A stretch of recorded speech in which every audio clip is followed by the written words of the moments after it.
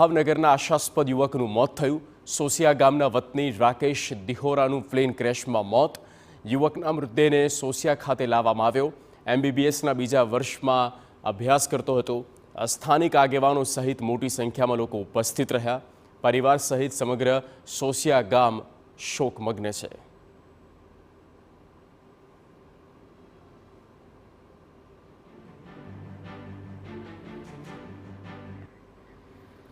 વિલાપમાં પરિવાર છે અને ખુદ સાંસદ ત્યાં પહોંચ્યા છે અને ભાવનગરના આ પરિવારની મુલાકાત તેમણે લીધી છે અને તેમના દીકરાને તેમણે ખોયો છે અને એ બાબતને તેમણે શ્રદ્ધાંજલિ પણ આપી અને શ્રદ્ધાસુમન અર્પણ કર્યા।